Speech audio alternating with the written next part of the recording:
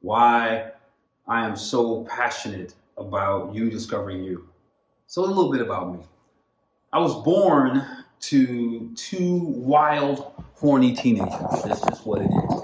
And they lived in a town where they weren't, they were just being what they were doing. All teenagers obviously don't do that, but in this context, that's what my parents were. As a result of that, growing up with two teenage parents, you don't really have parents, if that makes sense. You have big siblings. Big siblings, number one, didn't marry each other. It's just what it is. My mom was a teenager, my dad was a teenager, and they want to do things that teenagers do, like go play, like go to dances, like go hang out, not stay at home, do your homework, and take care of a child. Thankfully, I had a grandmother on both sides and uncles to help.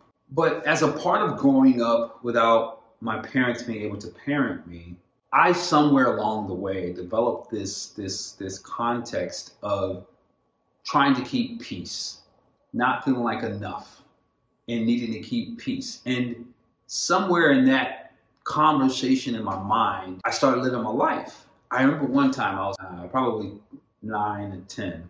I'm in my grandmother's house. My mom's in Germany at this time. She joined the military, which for the nurturing season, it's just she wasn't there for 4 years or so because she was working, which turned out to be one of the most amazing things ever.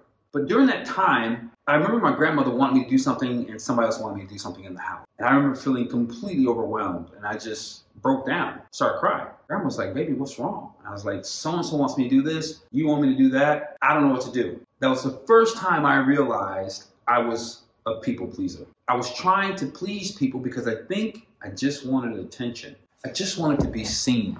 Not having my parents there to nurture me and validate me, I think I was trying the best I knew how in my little bitty brain to be recognized and accepted. And as a result of that, this need to please or try to keep peace showed up. I think it wasn't even about pleasing. It wasn't about pleasing as much as it was about peace. But I was trying to find my identity in this process.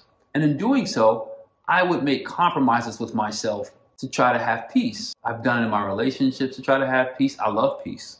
But compromising myself for peace had become something that became part of my life. Raised in religion, wanted to do things to appease God, not knowing how my personal desires are also a part of God and how the two intersect. I made major decisions trying to, unquote, keep peace and or do the right thing. So keeping peace and doing the right thing can be interrelated. Some of you might relate to that. Maybe you lived a life where you've tried to do the right thing, but I know it was ultimately because I didn't like chaos. As I was growing up, I made those concessions and compromises, and it began to rule my life. It began to rule my life because I was all about the peace. And again, nothing wrong with peace in itself. But when you're seeking approval, when you have contrary thoughts, whether they make sense or not, you begin to push them down because they don't fit the culture. Somewhere in this journey, I began to realize people were doing things not because it was right or wrong, but more because it fit the culture,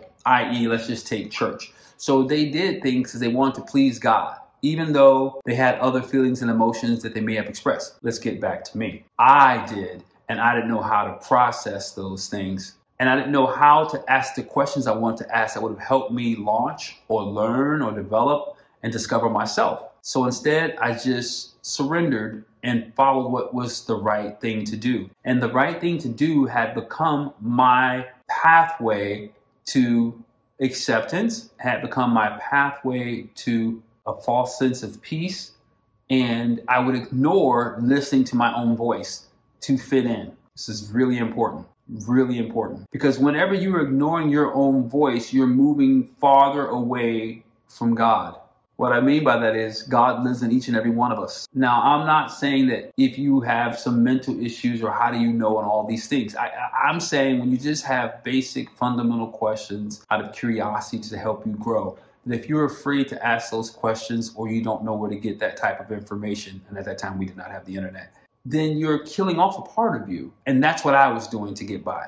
But I never got to know me during that time because every time the thought came up, I shut it down. In my adult life, I began to see how people would do similar things, that I wasn't alone. I wasn't the only person who was hiding from themselves. everyone was just trying to do right. As a matter of fact, I remember hearing the phrase, keep your nose clean. And that meant do right, do good, stay out of trouble. And it was all good and goodwill, good intentioned things, but it didn't allow me to discover who I was. And in many ways, it kept me out of trouble I potentially would have gotten into. But if you spend your entire life trying to do good by someone else's standards, it makes it impossible for you to know, number one, what you want or don't want. Number two, why do you want the things that don't fit in with what's considered unquote good? Where does that come from?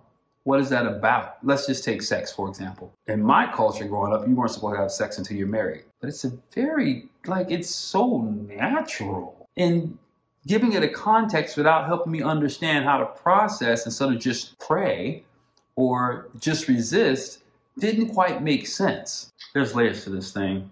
This video is not going to open it all up. But as you stick with me, I'm going to start sharing. I'm going to start opening up more and more because I want you to get an insight into how I got started in this. One of the gifts my mother gave me was sending me to Germany, and I began to explore the world, which was incredible because I got to see people that weren't like me in a country that wasn't mine, as if I owned the country. And those things began to open my mind to look and discover, because remember, I was trying to fit in, so I had to learn and adapt, but it made me curious. And so it really helped me in that regard.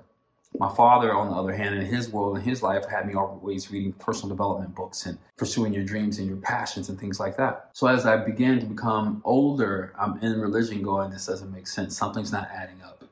Something's not adding up. Something's not adding up. And it was some of the questions that I had, and it was some of the behaviors of people. And I would hear these canned responses, what we call Christianese. And the canned responses were different from those who had this light that just shined through them. Because believe me, there were some people, at least in my opinion, who seemed to have this light that shined through them that wasn't into the Christianese focus. They were trying to, somehow they were tapped into who they were inside of also having the connection to the Christian faith, which is phenomenal. Nothing against it. But they were always different. If you think about the stat where 95% of us actually don't know who we are or our personal brand, and only 5% actually do and live it, like, that explains the whole thing I'm trying to explain to you. So most of you are probably resonating with what I'm talking about. It was the 5%ers who had such a uniqueness that kept me engaged. And what are they doing different? Why do I feel different when I'm around them? Why do I feel like it's safe? And in the 95, I don't feel safe at all. So interesting. Maybe that's why I'm a loner. Why I spend so much time by myself. Because most people, unfortunately, when they don't know who they are, then they can't show up authentically. It's not that they're lying. It's just they don't have access to the depths of who they are. And somewhere in there, with my loneliness, my pain, my personal rejection of myself, and the awareness that our uniqueness is amazing and shouldn't be quenched, stifled, or stomped on, this desire, this heart desire to see people discover how amazing they already are began to birth.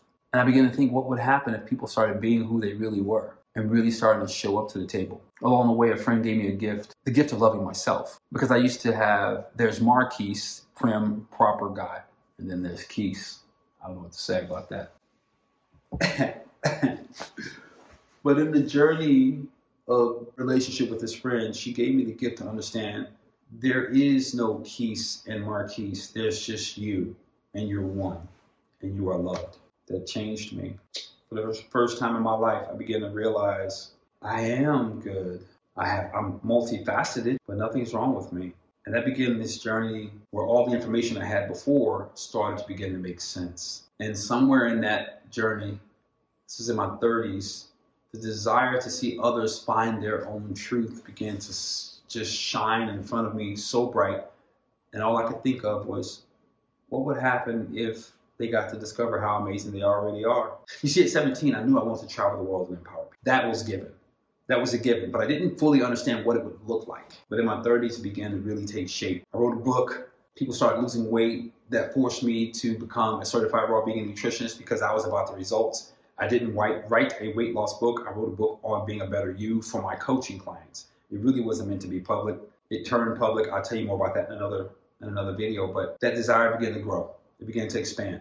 Because I wanted people to find out who they were, because I knew that if they found out who they were and their uniqueness, then they would have more fulfillment at home, because I knew People who weren't being themselves, who were being inauthentic, had more problems, more challenges, more anxiety, more pain, more anger, more short-tempered, you name it. They were the ones abusing their families. They were the ones stealing at their jobs. They were the ones murdering and killing people. And I began to understand, oh, that's the missing key. They're living in the pain that I was living in because they don't have the peace that they deserve. This is the start of so many conversations. But welcome to my world, and welcome to discovering your own clarity.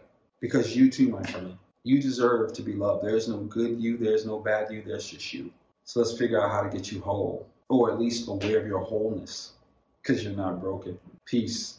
Subscribe below. Join a free VIP group where I go into far more depth on things like these. I can't wait.